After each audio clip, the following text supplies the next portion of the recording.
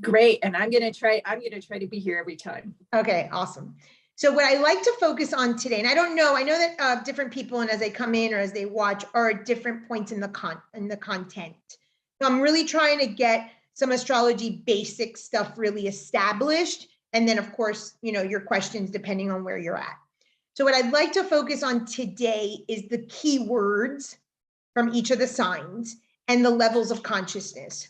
So one of the questions that came up this week was identifying the shadow or the lower consciousness form of the planet or how the person lives it out. So I'm going to give you my opinion, and I get pushback on this, and you're not going to read this in books, and you're not going to take this in other classes because they don't talk about it. And I've had enough people go elsewhere and come back and say, wow, they don't address this. I am not a believer that we live out planets, especially aspected planets, which will be level 2, hard aspect planets, in high consciousness. We really have to understand that we are like low level consciousness beings. We are animals trying to turn into humans. And so Jesus, born in a manger, on the age of Aquarius, if you've seen the levels of consciousness of Aquarius, it talks about the man that's asleep, the man that's awake, the man that has self-awareness, the man that transcends or transmutes thought. This is what we're hoping to become, okay? We are not there. So from the sun and the moon and the ascendant, the combination of those three, that's really like our main myth. So just as a mental note, and if you're starting to dabble with other charts, but for yours primarily, look at the myth and the glyph and the planet that rules your sun, your moon, and your ascendant. Those three are going to be like your mythology. And I go through all the myths in each one. Okay, that's going to be kind of your story in this lifetime. It never changes. And what I said last week was the transits wake up aspects of yourself so that you could see that same myth from a different angle. So I'm happening this week to be working through Lilith and through Aphrodite, Urania. That's the myths that I'm looking at. My story through that lens. And so we're just constantly hopping from lens to lens in different stages of life, and transits activate this. But you really want to know specifically the mythology of the sun, the moon, and the ascendant for you, and eventually if you're going to do this for clients. Because that's going to be how the chart is structured. And I have to just say this, and I don't want to say it apologetically because I own this belief, is that it's low level consciousness. So we'll go through some of those, and we'll go through some of the keywords. So you have a keyword sheet for each sign. There's some light aspects. So for instance, Aries, you've got a creator, you've got warrior, you've got someone who's very overt, they're a trailblazer, but then you have a shadow aspect. It is the warrior in the sense that they're the bully. It's the sense that they're the creator, that they might take over land and people or a relationship that doesn't belong to them because they believe that they can, colonize, so to speak, and be aggressive and take even what's not theirs. So we want to start looking at things from both levels of consciousness. Is this something that really in the new age has been fizzled out? This idea that we don't have to look at things from a low consciousness. We have to be the Christ consciousness, turn the cheek, be so light and bright. It's such nonsense. We start at low consciousness. The astrology chart, the sun sign, has an earth sign. I don't know what happened there. Okay, let me show you just a sample.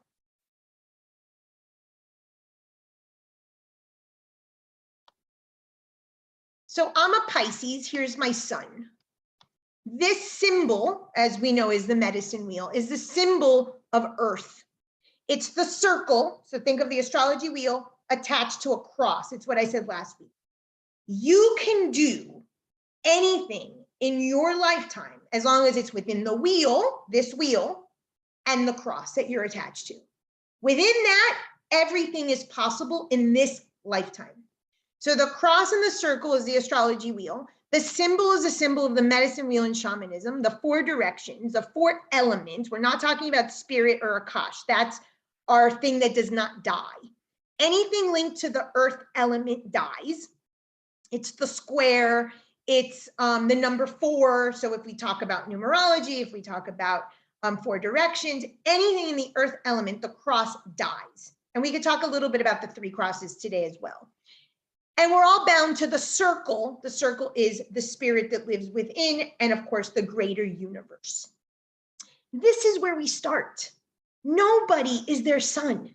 That is the whole purpose of a lifetime, to become that hero, to become that solar aspect, to become that sign, hopefully high consciousness. You may be very low consciousness sun, but you're born in the earth. So every chart has this symbol opposite the sun for that reason. So I was born a Virgo, a judgmental, critical, OCD, neurotic, I don't want to be ordinary Virgo. And I'm on my way to becoming a Pisces. I sure as hell was a low-level piranha Pisces, and I'm on my way to becoming the fisherman, which is the highest level consciousness of Pisces.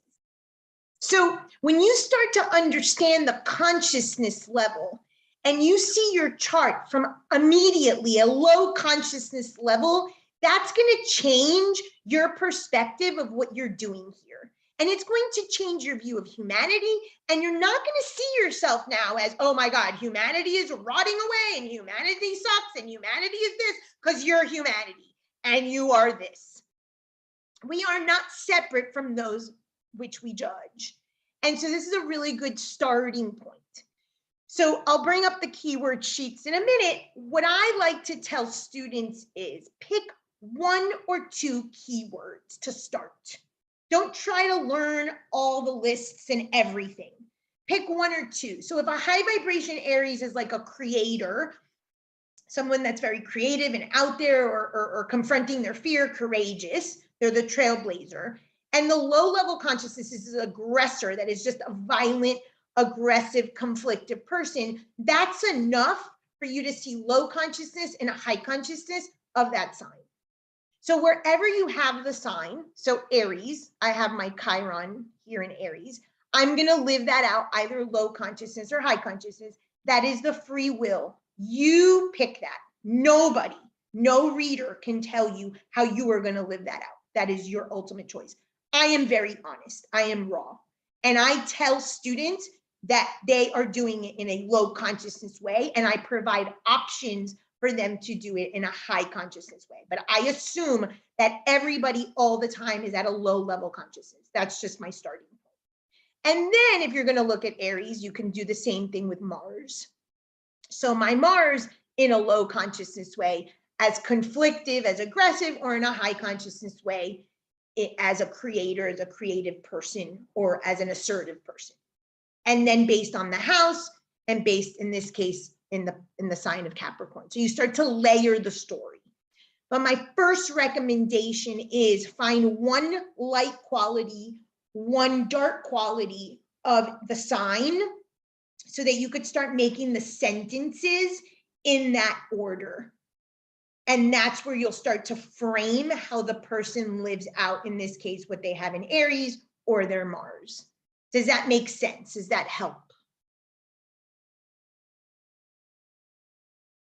Any questions about that? Yeah. So I'm following you on the Earth sign, which I think mine is Capricorn, and You're a Cancer? Yes. Okay. And then you were speaking about Chiron, and in this chart, Chiron is in Aries. And so is that what you're suggesting, is to find the Chiron placement next?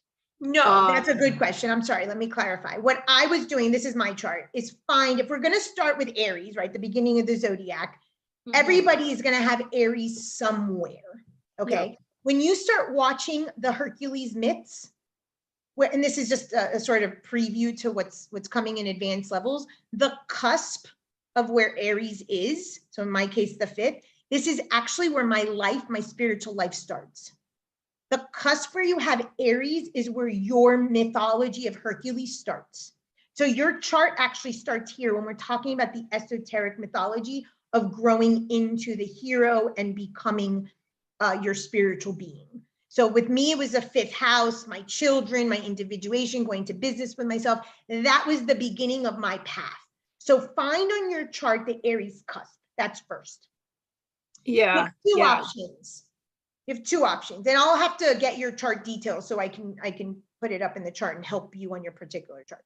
So you have 2 options to live that out. You're going to live that out in a high consciousness or a low consciousness. Again, I'm going to tell you you're starting off as a low consciousness and you'll want to work up. That's why the consciousness level sheet in each class has all 4 levels.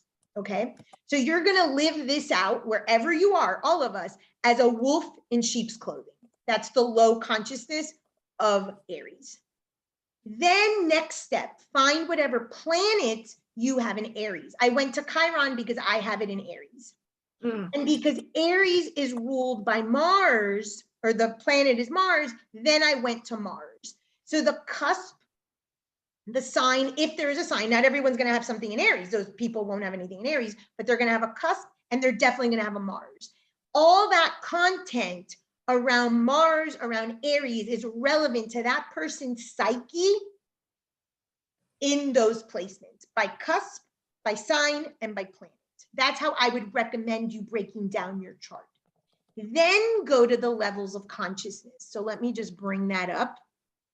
And these are documents you have in your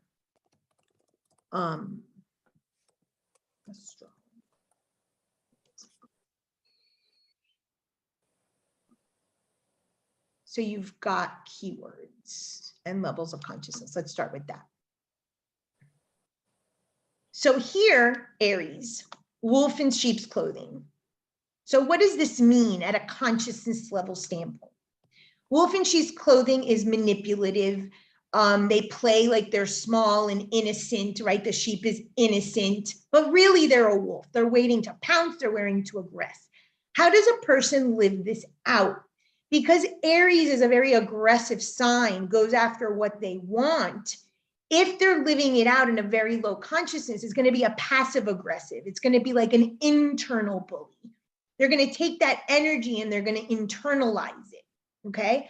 Or they're going to live in the sheep. This is how I lived it. I was innocent. I was a dumb, innocent person. Hence my metaphor of the snow globe. I lived it in this consciousness level. Then, and the first 2 are low level consciousness, and the next 2 are high level consciousness. Our goal is to grow into that same archetype, that same sign, that same cusp, that same planet into a high level consciousness. The third is a sacrificial lamb, was there for many, many years. Talk about the Jesus story. So now you start seeing layers. I'm a Pisces. I live out the Jesus myth. I live at a high consciousness, which really isn't, but what you get. Or now you're the savior or the sacrificial lamb or the rescuer. The goal is to achieve, if possible, and lead yourself and your client to the highest consciousness. I'm on, hopefully, my way of becoming the authority of my life, the king of my life. Symbolically, it's from Jason and the Golden Fleece myth. So this is how we use the levels of consciousness for our chart. And I would recommend that you go one by one by one, by cusp, by sign, by planet in your chart, and identify. You can print out this chart and circle and see where you honestly feel you are. When I start with a client, I start them here.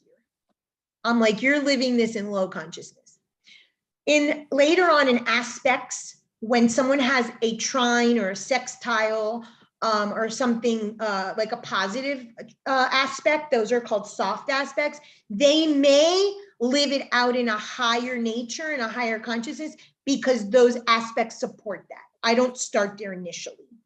If it's a hard aspect, like a square in opposition or a conjunct that's hard, immediately I can tell you, because the chart is set up for you to go from low consciousness to high consciousness throughout your entire lifetime. So rarely do we start at a high consciousness of anything. And that's why I use the example of the earth, that we're really born in our earth sign and on our way to becoming the sun, which is the ruler and so forth. Does that make sense? Yeah, I mean, I'm thinking I'm going to have to go through this a few times to really. Oh yeah, you'll have to go. Do you mind sharing your, sharing your details? People are going to see this, so I don't know if you want to share it. Yeah, I don't mind. I mean, so I need to do the astro. Oh yeah, I can put it in. So What's June your 25th. June 25th? Yes, That was my sister's 19, birthday. 1978, Time? 12:21 p.m. So you're 10th house sun? Yep, Where? Mobile, Alabama. Okay, so one of the things I just said was you're a 12th house sun. I mean, a 10th house sun. How would I know that Nicole's a 10th house sun? And I don't think I cover this, so I'm glad it comes up. And this will also guide me to see if I have to add additional content and send you another video. So I'm going to take this moment for a minute. The chart is set up that each house is about 2-hour blocks. So midnight is always down here. I talked about this last week, the darkest point. This is about 6 p.m. and this is about 12 noon and this is about 6 a.m. Now, depending on people's houses, depending on where they're born, you can have a 12th house that ranges 3 signs. It's not going to be the same. But most people will fall in the 6 a.m., 6 p.m., 12 a.m., 12 p.m. And then you can calculate every 2 hours from there. So if someone tells you the time, you can immediately sort of identify 12, 12, 12, 6, 6, and see what house they're in. Of course, depending on the time zone, and it's usually people that are born like up north, like Russia or Scotland, countries that have long winters, that chart tends to resemble the external environment of winter. And so houses that are winter, which are like the 12th house, get very big. And so usually it doesn't fit the norm. But usually if you hear someone's time, if you know the 2-hour mark, then you can identify, oh, that's why I need that. So that's one thing. So let's just go to your Aries. You have Aries here, it's in the 7th house, but the cusp is ruling the 8th. So this is where your spiritual journey would begin, your Hercules myth of the man-eating mares. So that's the first thing. So you want to really know that myth. You want to identify the link to the 8th house, which is your shadow aspect. We talked about that in Shaman, the Falcon teachings, all that stuff, all that shadow. Now, this is where you start to see the complexity of astrology. You've got Aries ruling the 8th house. So you're going to want to go to Scorpio and learn everything about Scorpio, because that's going to tell you how you're going to live out your spiritual journey, because it's ruled by Aries, but it's the 8th house or the Scorpio content. So then you start to layer. So you're going to watch this stuff over and over and over. That's why it's the basics. But when you get this down, everything else is going to just make sense. So that's the beginning, let's say, of your journey. Do you have anything in Aries? Okay, you have your South Node in Aries. So you in the Cancer class, we're going to go through the lunar nodes. And so this is what's the past, what has to die, karmically, what you're letting go of in this lifetime to start over. So now you start seeing the same message again. This is the past. This is what you have to let go of and die. And your death house is ruled by Aries. So now you start seeing the Aries, the aggression, the war zone, the conflict, the negative low consciousness shadow aspects of Aries you've got to work through. Wrath is going to be a major deadly sin for you just from this. So look at the incongruence. Look at the incongruence. I told you last week that I find the incongruence in the chart. That is where I set it up. The sun, moon, and ascendant will take me down 2 separate roads, and I'm trying to heal myself and integrate. Where do we find Mars? You find Mars, there's 2 concepts that tell me that you might be boiling inside, but how hard it might be to access that you're the problem, that you're conflicted, that you're the wrathful one. Why? It's at the 12th house. The 12th house Aries at the bottom of the ocean means a couple things. First of all, your creator energy, your ego, personality, divine will energy is at the bottom of the ocean. You have to work almost on overdrive, to get it out of the bottom of the ocean. That's going to be a struggle. So here I tell you, you get a reading from me and I'm like, oh, you're wrathful and you're angry and you're this, and you're going to look at me and you're going to be like, nope. I'm like, oh yeah, it's just hidden. It's very well hidden. So I want to try to help you as the creator, the light consciousness, higher consciousness, to become that authority, that kingship, that golden fleece to help you get this energy that's stuck, that's supposed to be your drive, your motor, out of the bottom of the ocean. The second is the sun. It's in Virgo. Virgo is swallow, Virgo is introvert, Virgo is hold on to everything, Virgo is inner criticism. Your inner bully is nonstop. So you start identifying that the person might create external conflict, and you blame your friends, your boyfriend, your family, your children, your bosses, your coworkers, when it's you all the time. But because your inner bully doesn't have a motor to get it out, you project it onto other people and say it's them, and it's been you all along. This is how we start to layer all the teachings. Does that help? Yes. And I don't know if it's the This is just progression or not, Aries. but This I is would just say Aries, my wrap okay? my wrap isn't all that hidden. Okay, that's good. Well, age helps, right? You just mentioned something. Is it hidden? That's going to talk about, we're not in level 2, we'll talk about aspects, but in your particular case, your moon opposite Mars, I have the same thing. The wrath isn't all that hidden because it's in a swing. It's in an opposition. So sometimes it comes out and sometimes it doesn't, because this is the nurturer. So the caretaker comes out and right after the bully comes out. The aggressor comes out and all of a sudden the smile and the cupcakes come out. And you're going to play that game and you'll start to see why planets are more high consciousness versus more low consciousness. But that's the place to start. Aries cusp, you'll see that with the man-eating mares myth. The Aries sign, if something is in Aries, and forget a moment the South node. There's no planet in Aries, so that piece, it's not that you have to forget it, but that person's chart wouldn't have that. And then of course there's always a Mars. So what you want to start doing is studying, obviously Aries, and I'll bring up some of the keywords in a minute.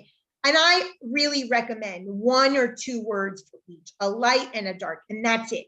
Start with that. Learn the levels of consciousness so you see how the low consciousness shows up versus the high consciousness. So you have that baseline. And then wherever you have the cusp, in your case, and most people aren't going to be an Aries ascendant to start in the first house, that's where you're going to be like, oh, that lesson, that teaching, since it's the first step of your path of 12, is all about the 8th house. And so study Scorpio, Scorpio, Scorpio. Funny enough, or not so funny enough, you've got the 12th house here in Pisces.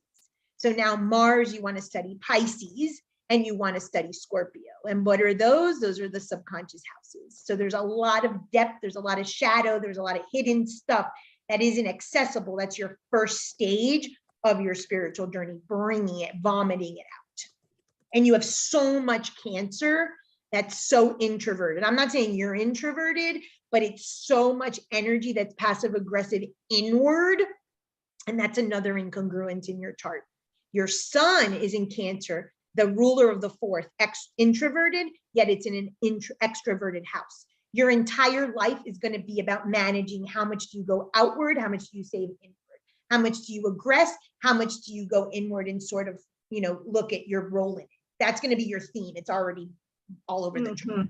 So now we're just going to find that over and over and over again. And it's funny because we had talked about that with our putting your thing about getting out there. So here it is. So no matter what spiritual practice, if it's an appropriate reading, it's going to say the same thing because this is your energy and your one thread in this life.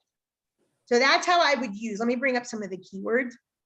That's how I would use, I always go to the levels of consciousness. When I really understood the levels of consciousness, I'm like, oh, that's why I live it out in the Piranha, for instance, the Pisces. And I was definitely a bottom feeder. And that's how I viewed myself. A 4th house, internal bottom feeder, I'm a piece of shit. And then the myth of Hephaestus and Neptune that rules the bottom of the ocean and kicked out of Olympus, it all made sense. I have self-hatred. And then all the other things in the chart align. So the levels of consciousness. Let's go to the keywords. And you have all of this downloadable content. So first of all is the sentence. Every sign has a tagline. If nothing else, learn the tagline. That's going to tell you the low consciousness of that sign. The low consciousness is I am me. I am me is very self-explanatory. Me, me, me, me, me. It's all about me. So wherever we have me, Aries, by planet, by sign, by cusp, this is where we are going to rule. And we are going to take whatever we have to take. And we are going to use whatever possible to get that to be ours. So we already see the aggressor energy. It doesn't matter if you're passive aggressive, like your chart more so indicates that it's inward, or if it's external, what I call overt versus covert. It doesn't matter. The person's going to live it out. That's where the whole chart starts to come together. But wherever you have that, it's me, me, me, me, me, me. So what I would say is find a word that is positive, energetic, go-getter, initiative, self-starter. Those are high consciousness quality words. And then maybe fearless. Fearless isn't a positive because you have absolutely a lot of impulse. You don't measure consequences or risk, not a positive thing. So fearless could be selfish, argumentative, headstrong, impatient. So balance out 1 or 2 words really is just enough at the beginning. Light words or high consciousness versus low consciousness, and learn those. So now you have the cusp sign, if there's a planet in that sign. Aries, low consciousness, high consciousness. It's the first step on your spiritual path. You could be there for an entire life. So everything is in here, and it's layers and layers and layers. There's never something to not learn, so to speak. Any questions about that? Any questions about anything, about the content, where you are, and I'll address. I just wanted to kind of talk about that since it's like basic stuff, important to discuss. Yeah, that was helpful, and walking through an example, especially with my own chart, because yeah, I'm more and that's the good thing it. about here, and especially today, you're the only one here. We can spend the time on your chart. That's the point of it. I'll use yours or mine or people that have no name, because I'm not going to provide obviously personal information of people that don't give permission, but it's always helpful to do your chart so that you could start applying it personally. Then you're going to be able to extrapolate to others if indeed you decide to continue and read for others. So where are you so far in your, like, what you've watched? Do you have any specific questions about a sign, a house, a planet, anything? Yeah, so I guess I mean, I've watched a few of the things, and I'm going back and kind of reading the notes over it. So like the planets and the elements, right? And you kind of named this introverted, extroverted, inner battle. And yeah, so like the planets and the elements, I'm 5 water, I have 3 fire, and then only one earth and 1 air. Like looking at that sort of elemental construct and knowing if like water and fire are essentially these 2 primary inner conflicts that I have with the polarities, would the suggestion be to add earth and air qualities in order to help balance those things out and not be so conflicted? Or like how do I practically? Great question. Excellent question. So let's take a little moment at cosmology. Have you seen the astrology personality video where I go through adding up the crosses and the elements and the type of personality that's created as a result of this? Yeah, I know I have, because I have notes on it. Okay. I just don't. So that explains some of it, but this is a great question. So I'm going to take you to cosmology and philosophy for a moment. We all come from a circle, hence the circle of the wheel, that cosmic circle. Last week, we talked about the outer circle and the logo of the school. That undifferentiated consciousness, that wholeness, that spirit, that divine, that universal womb, that God, whatever you call it, is intact. We can all agree that that's intact energy. Upon conception, and why all my models start at conception, because that's where everything problematic starts, which is the thought. And the chart is simply a picture of your mind. Okay, so all in your head, part 1 and 2 videos, makes the triangle. What happens is the first break from wholeness, the first imperfection, the first level of problem in our psyche is, are we male or female? mother or father. That's why it's the mother, father, child triad. So you identified with what you're saying here more with mother. Don't think about earthly mother. Talking about energies, feminine, okay? You've got 6 elements in the feminine polarity and 4. There's always only 10 in this model. Other schools, other books will tell you other. The way I teach are the 10 that I teach in that lecture. And 4 masculine. So that's what we call in Ayurveda or in Vedic medicine, your manas prakriti. That is your balance in this lifetime. So my belief is the minute we get home from the hospital or the birthing center, we get out of balance. We start with the culture. We start with hearing the parents talking. We have the grandparents giving opinions. The room is too cold. You're put into the wrong clothing. You're dressed in this and your parents think you should be dressed in that. The nonsense happens. Imbalance starts at that moment. So this is your manas prakriti. So I first want to break it up into polarity. Feminine is earth and water. So you've got 1 earth and 5 water. That's 6. And masculine polarity is 3 fire and 1 air, 4. So you have a 6-4. Technically, your design, your perfect design, is a little bit more feminine than masculine. Okay, that would be your state of perfection, if ever achieved. You have your whole life to try to get back to that. That's the hero's journey, the function of this, right? So it's not right or wrong, but let's talk about what this creates in imbalance in your life. And this depends on what you've learned, what your impure thoughts are. That's why Aries is the man-eating mares. It's your thoughts, it's your ego, it's your personality. The Mars glyph, and I talk about this, is the divine will and purpose, but erroneously we identify with our ego and personality and not our divine will. And we believe we are our Mars sign. So I believed that I had to be overly ambitious, mine's in Capricorn, and make a lot of money to be of worth, 2nd house. So we can break down yours. You have to be hidden at the bottom of the ocean, pure and OCD or neurotic, or however you live out that sort of virginal energy, hidden at the bottom of the ocean. That's what you believe to be your ego and your personality. And that is not what you are. You're the highest vibration, which is the divine will. That will lead you on your path. But that's the first sort of state of imbalance. So we start with the polarities. Now, to answer your question, if you have 6 feminine, or 5 in water, which is the primary one, and 3 in fire, you're going to be a hothead. But, right? I mean, water and fire.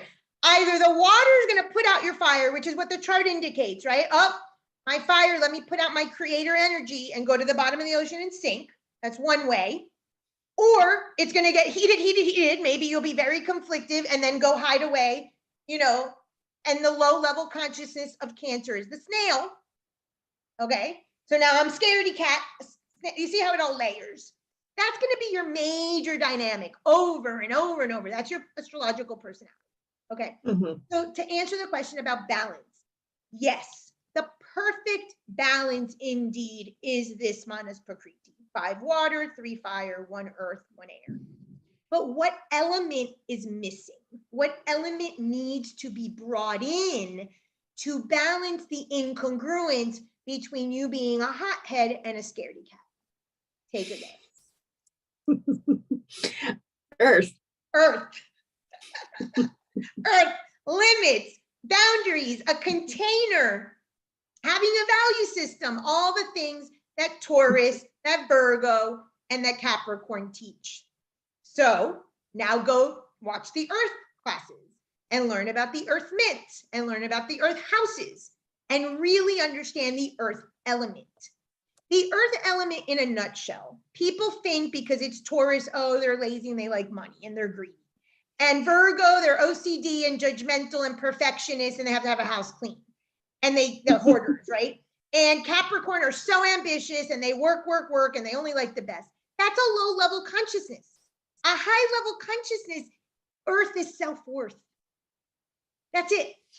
The thing is that self-worth can only be measured. This is important. Self-worth can only be measured through the earth element. Your body, your food, your drugs, alcohol, and substances, your money in your bank, and the way you monitor your time. That's it.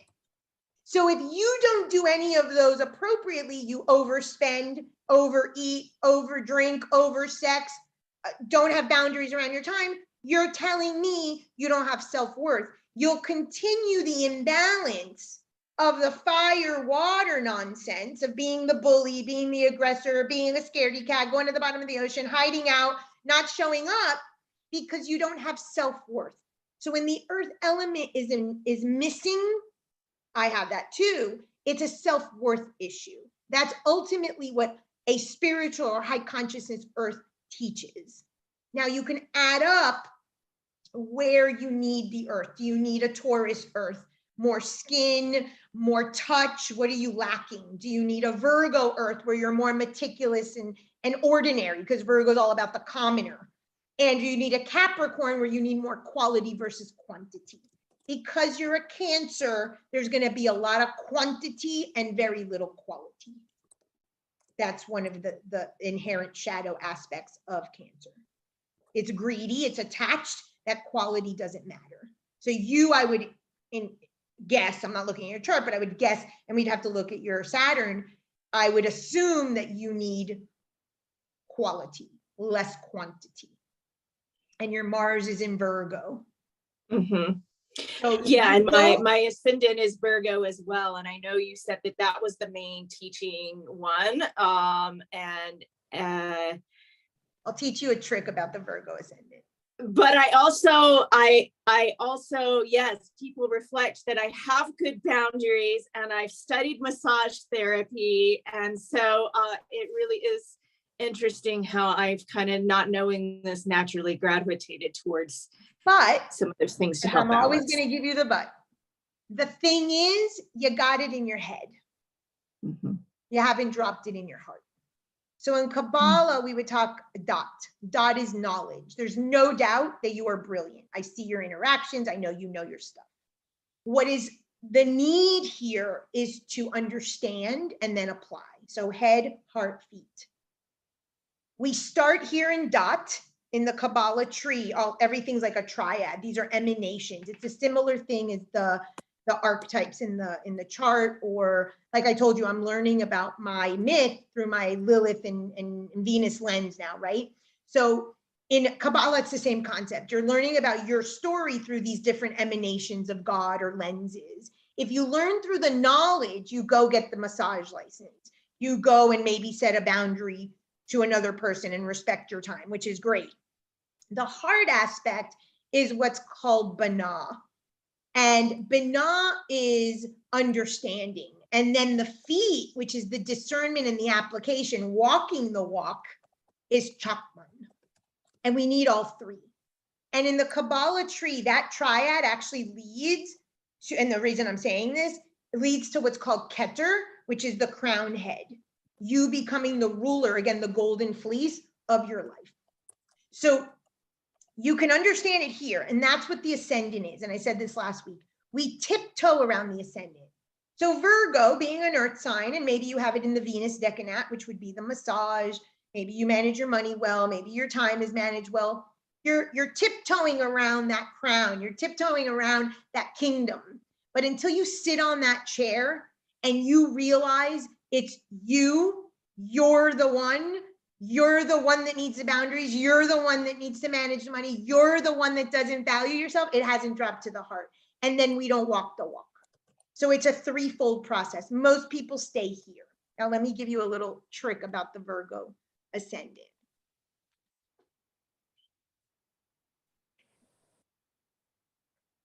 I think the Virgo ascendant is one of the hardest ascendants. So if the Virgo ascendant, I'm going to teach you a trick about the 12th house cusp. The 12th house cusp is going to be in the sign previous to the ascendant. So you would need to just buy in for a second about past lives here, okay? The 12th house has to do with karma, past life, hidden secrets, subconscious things hidden at the bottom of the ocean, enemies that we don't know we have, many, many things. But one of it has to do is with the past life. The sign of the ascendant, because it's so difficult to integrate, is because we still feel that we are that sign prior by element and by sign. Leo is the hardest one to integrate because of Virgo. Have you ever seen the kids movie Aladdin? Yeah, it's been a while. Okay, the original one, not the recent one. There's a scene when the genie comes out of the lamp and he's like, phenomenal cosmic powers, itty bitty living space. That is why Virgo, in my opinion, is the hardest ascendant to integrate, because you come from Leo, the sun, phenomenal cosmic powers, sunlight to all, the hero. And all of a sudden, you're being asked in this lifetime to be in an itty bitty living space called this body. So I'll teach you a trick in a minute.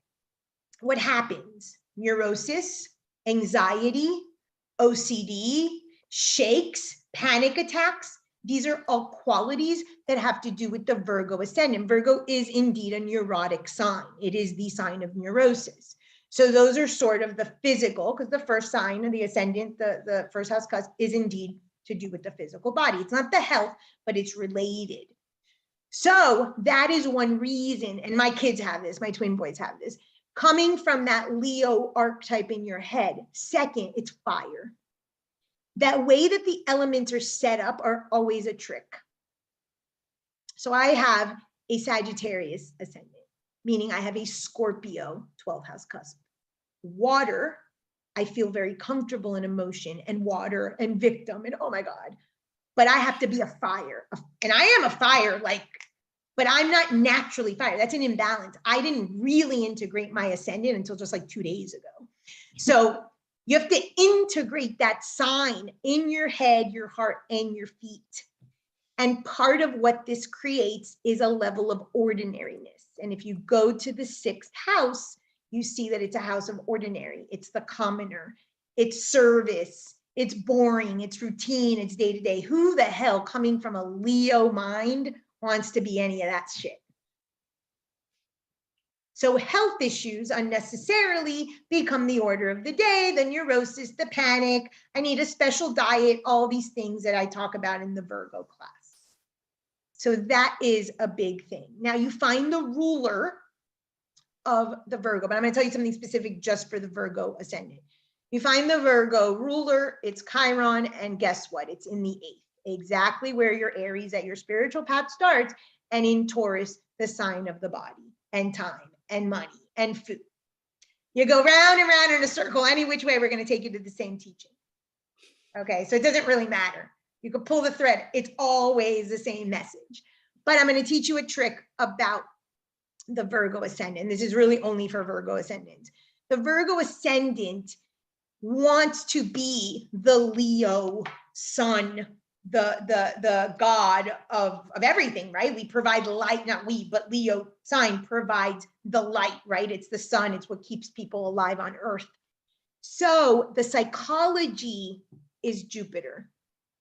Jupiter is the planet of abundance, of growth, of gluttony.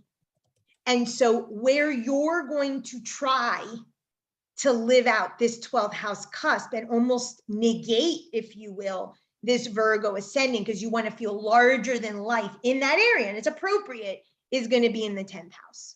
So work, profession, a public image, being out in public, which again is part of the thematic, right?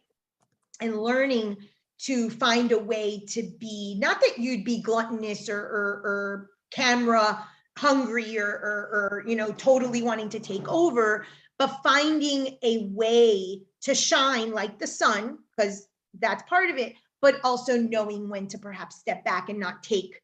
So you're gonna, it's part of that introverted, extroverted nature that you're going to be like, wait, is it too much or too little? Am I hiding out or am I coming forward? And again, you see the thematic. And that's specifically for the Virgo ascendant. But everybody that has an ascendant, go to the 12th house cusp. The ruler in your case is the sun, which says the same thing. It's in the 10th. So yours matches with the Jupiter, but that Jupiter is like a little trick for the Virgo ascendant. So this 12th house cusp is at what we call our psychology. That's your astrological psychology, energetically and element. And so I have a whole thing on ascendant that's in special topics, and we're going to go through each and every single one, each ascendant, each 12th house.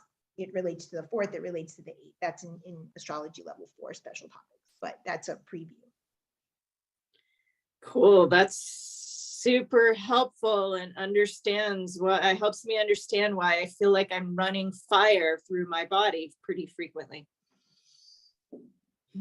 So you're meant to shine, but you might be resistant to shine in a contained way, which is Virgo's thing. So the phenomenal cosmic power is there. We have to get you comfortable in the itty bitty living space. So money, food, sex, time, illness, health, all those earth element things are going to be how you're going to try that out.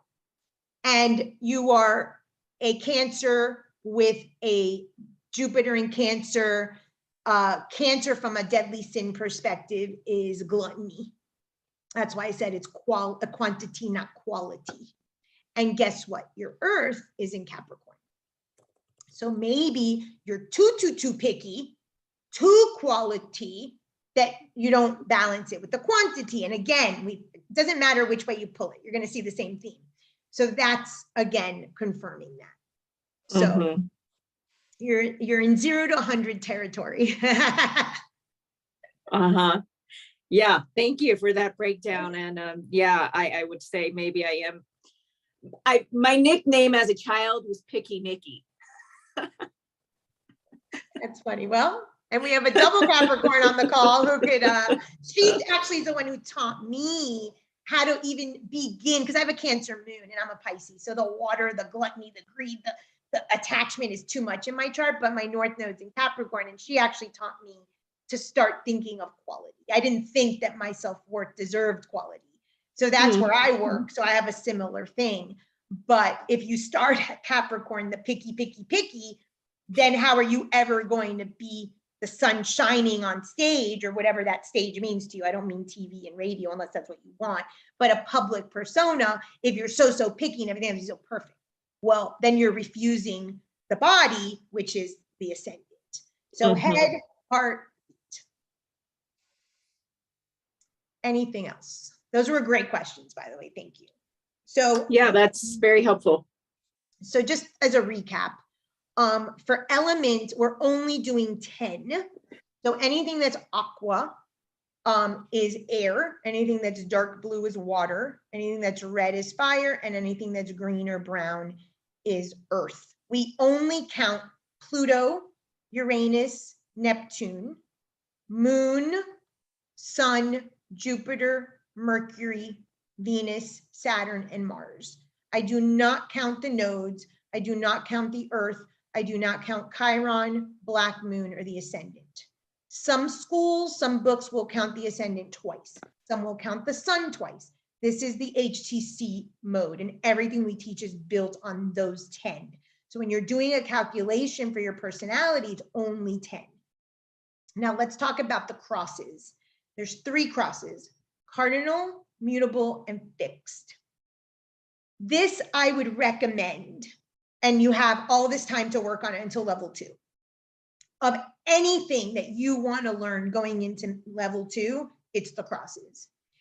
You want to get to a point, specifically for yourself, because the tool's for yourself, but for anybody, especially because you in the work that you're in. If I know someone's just sun sign, I know 50% of what's going on in their chart, never having ever looked at their chart.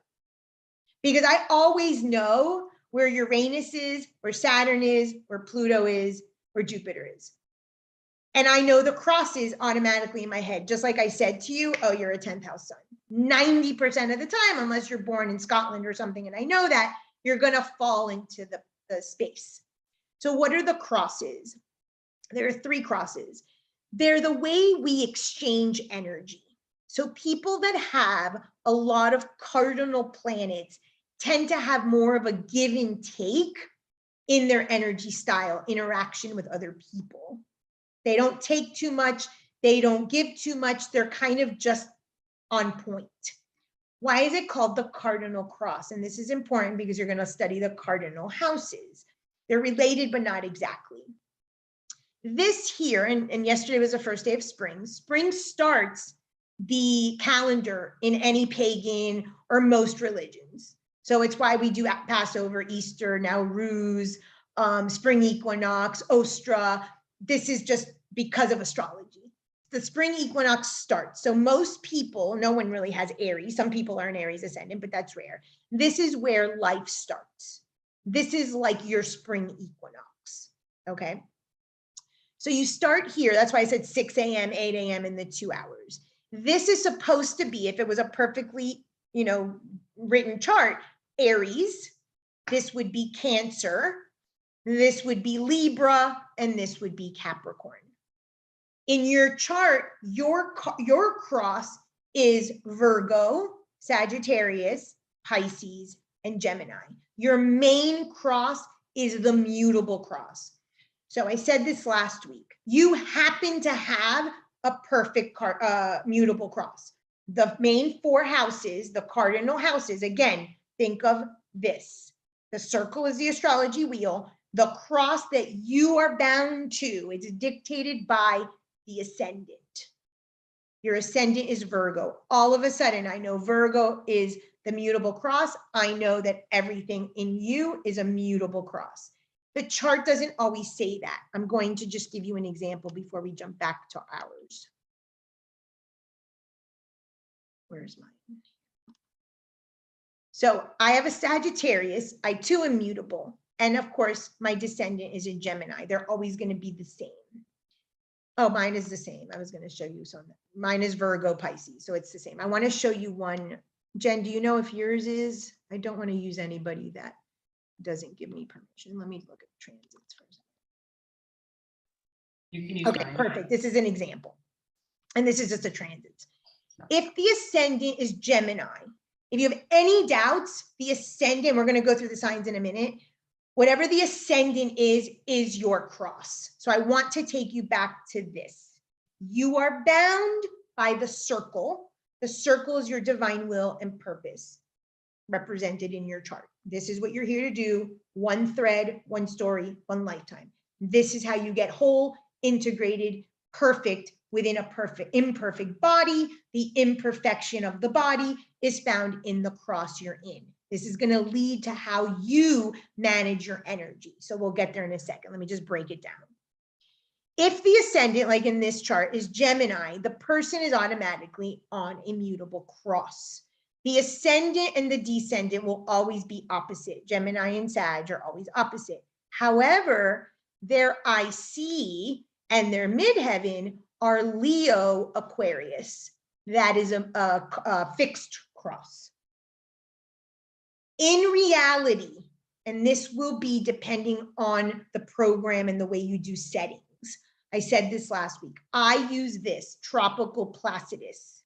So in a tropical Placidus, the person can have the ascendant, descendant one cross and the IC in the midheaven in another cross. And I will leave that to you in your preference.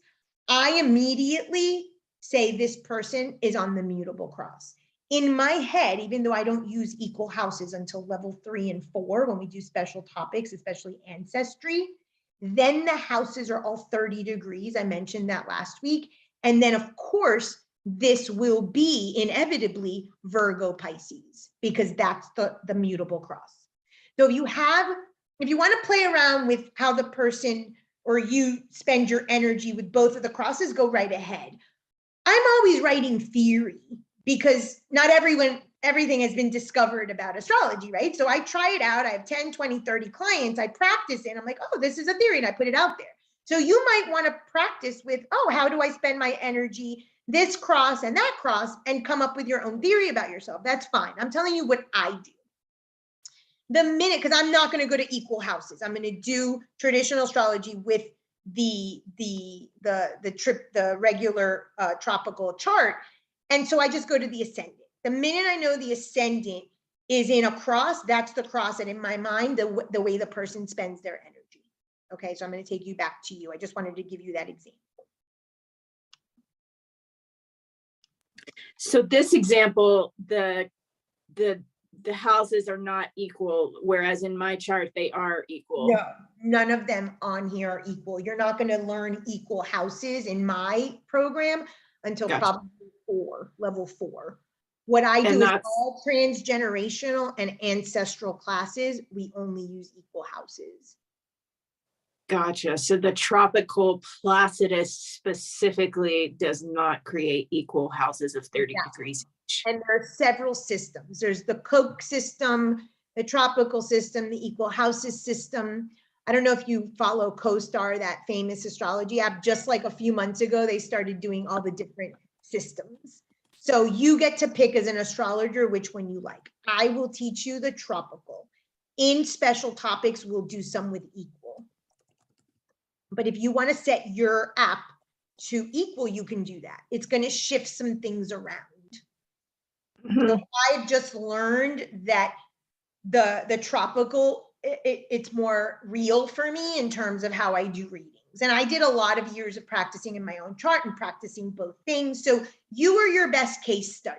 This is an art and a science, but obviously there's room. So practice, change your settings and see if you live out this thing in that way, and this way, and this way, and you practice on yourself. I took my chart, I went to Office Depot back when I started this, and I made like a huge wall size printout on my wall. And I had it, and I would mark it, I would make notes, and I would be like, oh, this is how I live this out. And I am my number one case study. When I figure something out of myself, I practice it in my clients, and then I write the theory or the book or the class. That's how I work. So I invite you to do that, because you are your best case study. You know yourself from the moment of conception, or at least 0 to 7, to see how you've played this out.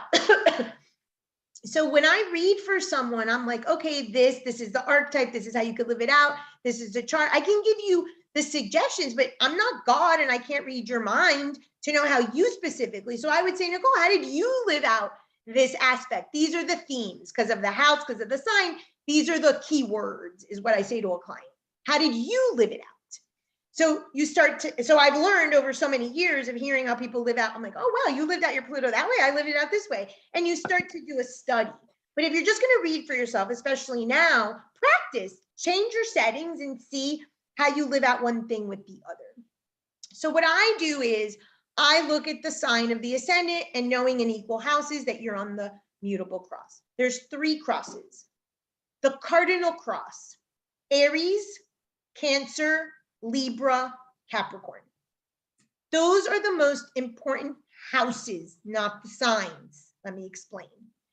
The first house is the ascendant. I covered this last week. The 4th house is the IC. The 7th house is the descendant. And the 10th house is the midheaven. Those are the cardinal houses. In shaman, we talk about the cardinal houses, the cardinal directions. Same concept. You see this in spirituality all the time. Here's your earth, your cross. Your wheel is the circle, your divine, your spiritual purpose, your soul, your spirit, whatever you call it, and you are attached to the cross. That's the body. Everybody has a spirit that never dies, the circle. Everybody has a cross or a square. That's the body that dies. Anything in the earth element dies. Anything that isn't the earth element, the body, continues on into eternity. That's what we got. So you've got a spiritual nature and an earthly nature. The spiritual nature is the circle and all of the archetypes and everything that's going on. The way you live it out is by your cross. That's why the first house is oftentimes talked about as the body or as the personality. The personality and the ego, they don't die, but they should be the circle, the divine will, the purpose should lead the show, and then the ego and personality, aka the ascendant, should ride along. But the flip of that is the only way to really live in your divine will and purpose is to integrate the ascendant as your own. So you see the teaching there. The cardinal cross, Aries, first fire. Cancer, first water. Libra, first air. Capricorn, first Earth. That's your cardinal cross. So I know right now that Pluto is in Capricorn. An example, I meet someone who's a Capricorn. I'm like, when's your birthday? Jennifer, I'll pick on her for a second. She's January 2nd. January 2nd is too early on in Capricorn for her to right now be affected because it's around 27 degrees. I always know Uranus, Saturn, Pluto, and Jupiter. Not so much the personal planets. People say, oh, when's the next Mercury retrograde? I have to Google it or look at my chart. I don't have those running wild. I have the outer planets, which are the ones that are making the massive changes in people's lives.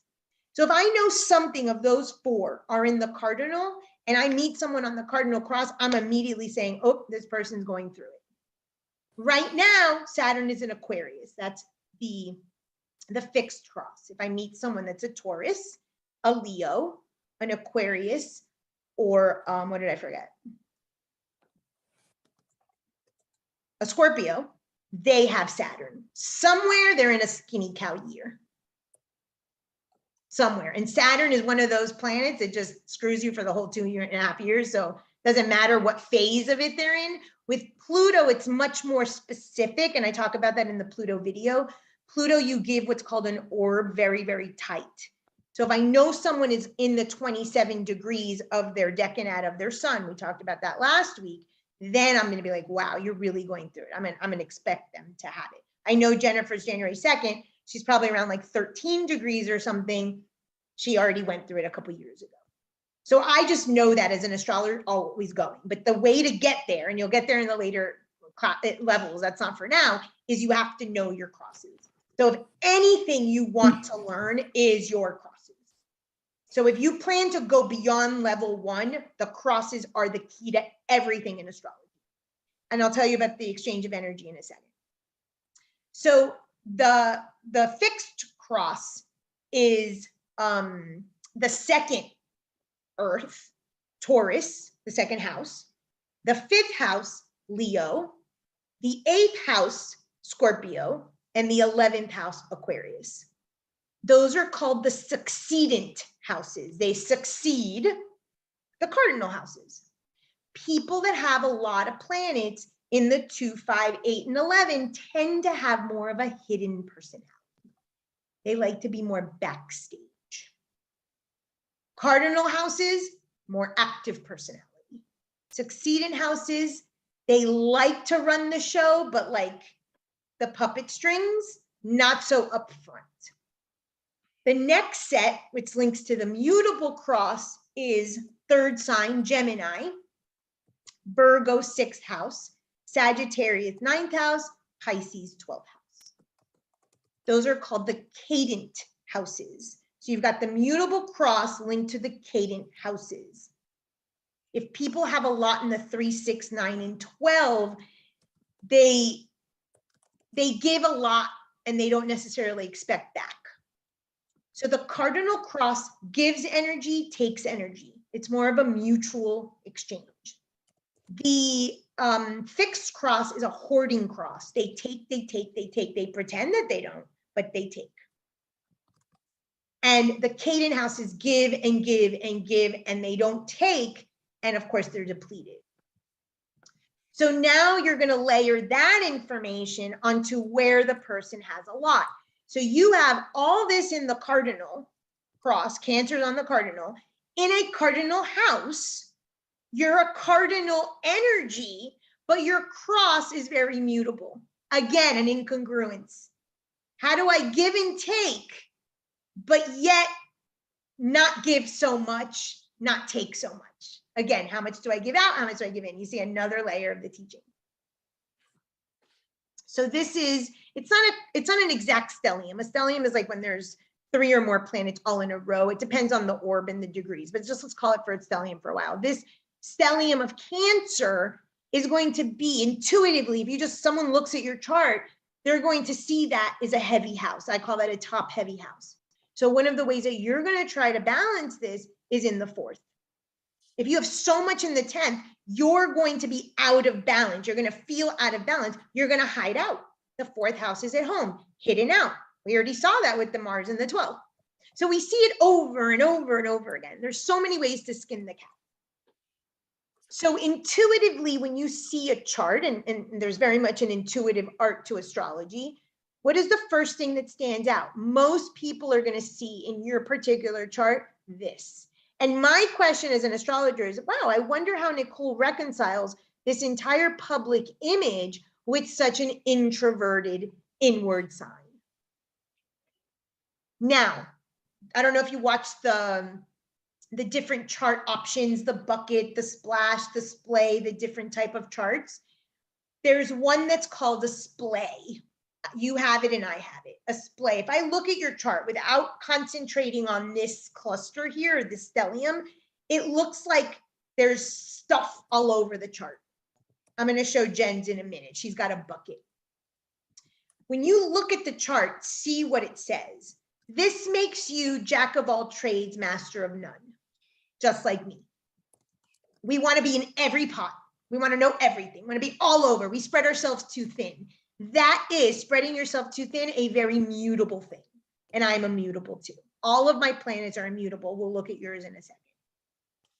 So that's one thing I immediately see. She spreads herself too thin. It's a splay chart.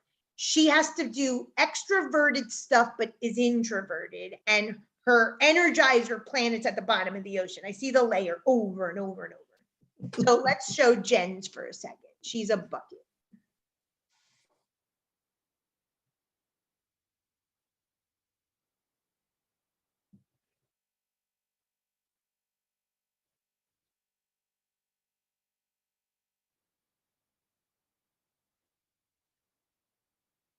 What do you see when you look at Jen's chart? Intuitively, what do you see? All that cluster in 11 Sagittarius. Okay, this is a stellium. Yeah. 3 or more planets together is a stellium.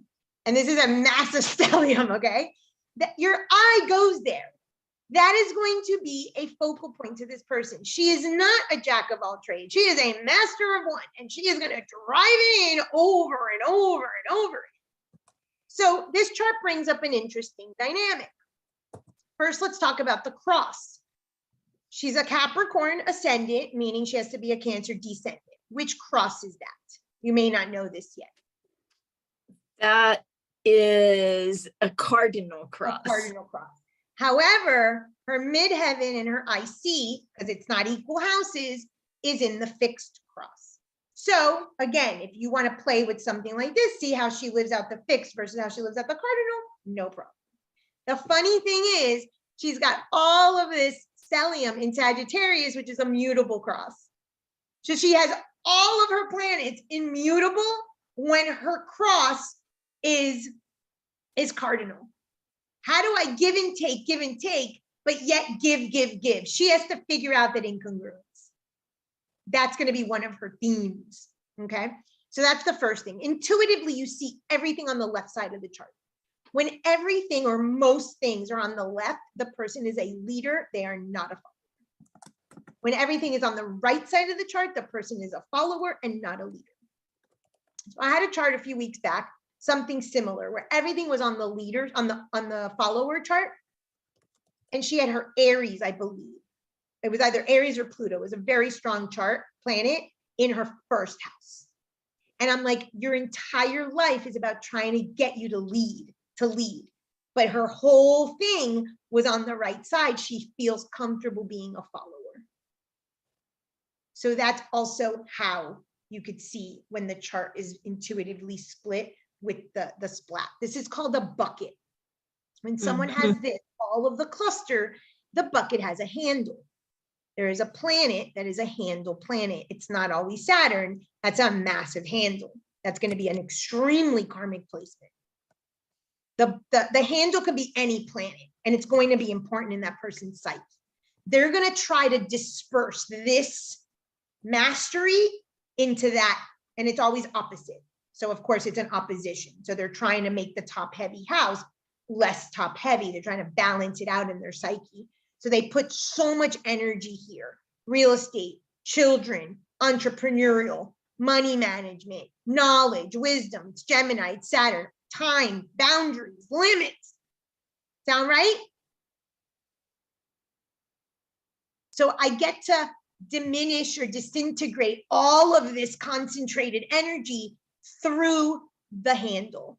It's a very karmic placement. In her case, it's a double whammy because it's karma. Saturn is the karmic planet. So it's going to be very intense.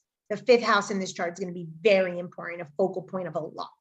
So this is where that lecture on all the different charts. There's a locomotor, there's a splay, and I explain each one. And that's going to also be in the personality. So just by knowing the cross, just by knowing the sun and the earth, just by knowing the elements, just by knowing the picture, you can calculate the person's entire personality. And you have very little knowledge just from this. You can see so much.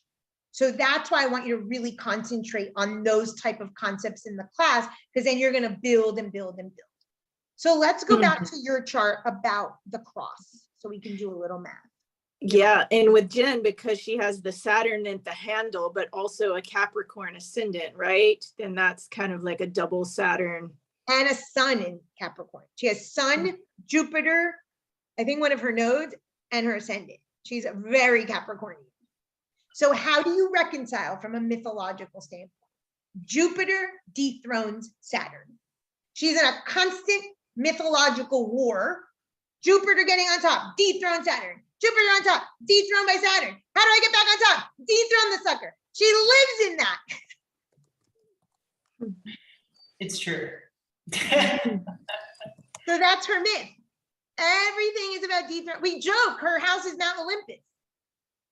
So you start to see how people live out the myth. They may not know it, but it's there. If you really start pulling back, you're like, oh my God, I am living this out. Oh, this is mine. Let me put it. Sorry. Where did I put it? Oh, I didn't save it? Oh, you have to give it to me again. I'm sorry. June 25th, 78? Yep. 1221? 1221. Mobile, Alabama. Mobile. Now, I'm going to point something out, and I'm just picking on Jen today. Oh, there you are, right there. You see, Jen. Jen's always there. Jen's birthday is January 2nd. Don't minimize anything intuitively. What is January 20? What is January 2nd? It's like, it's the day after the celebration. The day after. She will tell you she likes to be behind the scenes. How do you get born on January 2nd and you're behind the scenes when you are Zeus, Zeus, Zeus, Zeus, Zeus, Zeus? How does she reconcile that one? So it's all there. And sometimes I'll be putting in someone's detail and something will stand out. Go with that. Follow that thread. Do not ignore any of it, because this is an intuitive art after all. Even though there's a science and I'm teaching you the knowledge, go with that. Allow your intuition. My teacher used to say, you don't see it, but you feel it, say it. And you do not know how many people have said, oh, you told me X, Y, Z. And when I go back to the chart, I'm like, what did I see? Because when you're in it, you're in it. And so it's funny that January 2nd, and she'll say, I like to be behind the scenes, Francis, but Zeus, Zeus, Zeus, Zeus, Zeus. So you see it again, another layer of the Zeus Saturn who dethroned who. And this is all playing out in her head. So these are just interesting things. So let's go back so we can count up your elements. So Pluto is in Libra. Is that a cardinal, a mutable, or a fixed? Pluto in Libra? Yeah, Libra. Is Libra cardinal, mutable? Well, cardinal. Cardinal, one cardinal. Uranus is in Scorpio. Is Scorpio cardinal, mutable, or fixed? Fixed. Neptune is in Sagittarius. Excuse me, cardinal, mutable, or fixed? Mutable. Mutable. So far, 111. Moon, Pisces, cardinal, mutable, or fixed? Mutable. Sun in Cancer, Jupiter in Cancer, Mercury in Cancer. Cardinal, mutable, or fixed? Cardinal. You get 3 for that. Venus in Leo, Saturn in Leo. Leo, cardinal, mutable, or fixed? Fixed. Fixed. 2 for that. And Mars in Virgo, cardinal, mutable, or fixed? Mutable. Mutable. So you've got 4 cardinal, 3 mutable, and 3 fixed. Is that 10? Yep. 3 and 3 is 10. So we know we got the right 10.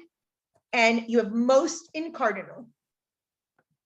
So even though, and it's somewhat balanced, 4-3-3 is a pretty nice balance. So that's good, right? You know, from a personality standpoint, you've got a lot of fire, you've got a lot of water. So you've got the war there of the overheated, or do I put my fire out? So that thematic. And then you've got cardinal, but your cross is mutable. And your cardinal and your mutable of how to exchange your energy might be at risk there, so to speak, or might be another thread or another way you look at it. I just want to teach you the different way to skin the cat to get to the same message, which is your life. We're not going to do the mythology today, but just for you to do for homework, your sun is in Cancer, so that's your moon, one planet. Your moon is in Pisces, which is Neptune, and your ascendant is Virgo, which is Chiron. So the myth that you're going to live out is Moon, Neptune, Chiron, and we'll build on that later. Right now, it's a little too early. But those are going to be your 3 that sort of tie up your whole chart and your whole story. Any other questions? Do you have, I know that so much of this is your theory, Frances, are there any kind of written books that you would also recommend to help metabolize some of this information, just to take in multiple ways of learning? Yeah, Marion March has a series called, I believe it's called The Best Way to Learn Astrology, and it's a 4 series books. I really like those. I'm pretty sure it's Marion March. That's where I would recommend you start. Now, I'll tell you that a lot of this stuff, this is generic astrology. The low consciousness, the stressing the low consciousness, especially in a client session. It's not that it's mine, it's just that I know that that's the way. And I was also taught somewhat that way. I've taken his stuff and obviously highlighted and magnified it. Do you speak Spanish? No. Okay, because Mauricio Puerta, who that chart I attribute to him in my Hidden Truths book, is from his literature. And I just go and expound on sometimes things that I like and I find, and I just expound my theories onto something that already existed. His stuff's in Spanish. But Marion March is a good place to start. And I want to say she's got 4 books, and it's like The Best Way to Learn Astrology, or the only way to learn astrology, not the only astrology book you'll ever need, not that. The thing is with a lot of these astrology books is that they give you a mundane, fluffy. I work in quantum astrology, holistic astrology. I'm looking at the universal picture. Doesn't mean, and I always say this, and my daughter says, I know we don't piecemeal the chart. We don't piecemeal the chart because you're not a piecemeal. However, look at today, we did Aries and Mars, and we saw a thematic. But if someone says Uranus in the second, yes, at a very rudimentary level, you can't manage your money. You're chaotic with your money. It comes in and you spend it. You're a rebel with your money. I don't care about money, they say, Frances, when Uranus is in second. Is that an earthly, low consciousness, mundane, piecemeal piece? Yes. But I don't see people or charts that way. That is a piece of your story, a learned behavior, a construct that serves you for a reason. I'm looking for that, and I will teach you the quantum astrology, the holistic astrology. These books are not written that way. A good, amazing book is Cosmos and the Psyche by Richard Tarnas, and he does go through archetypally because he's of my school of thought. But if you want to start basics, Marion March has a good basics. But that's why it's not that I invented any of this. I view things differently, and that's the way I teach it. And that's how I want you guys to learn. But I'm not obviously going to be in your house when you do a session. So you're allowed to obviously learn that fragment. Fragments and eventually become a big picture. And if that's how you learn, go right ahead. So again, it's not that there are some of my theories indeed, but basic astrology is basic astrology, is my point. Mm-hmm. Anything else before we go? And then I've heard you mention Alice Bailey's Labor of Hercules. Would you recommend that one also to accompany this? Yeah, so Alice Bailey has the Labors of Hercules, and she has, the other one is, it's all by the Lucis Trust Foundation. It has a dark blue cover. It's something astrology. This is the thing with Alice Bailey. And I don't know what you know, so I just say this as a disclaimer for people. Alice Bailey writes very, very it's called esoteric astrology. She writes very esoteric. So if you don't have a very strong esoteric background, you will get frustrated and read those books and feel lost. And I don't want an astrology one. This is a class that's supposed to be for absolutely any level. But if you feel more advanced and you've taken shaman, and the videos all talk about the Hercules labors, that is from that book. They go much more in depth, a lot more symbol, a lot more metaphor. It's an amazing book. That book is like my Bible, absolutely. But for someone who feels that they're just starting out, that will overwhelm. Alice Bailey will overwhelm. It's extremely esoteric. So just know yourself. I don't want you to feel drowning in astrology level 1 in a basics class. But if you want more, oh my God, it's amazing. The Labors of Hercules, I like more than esoteric astrology personally. She does talk about vibration, different vibrational planets, and certain planets being a high vibration of a lower vibration. It's very esoteric. And so depending on your metaphysical information or content or studies, it may turn you off, or you might just open a whole new book.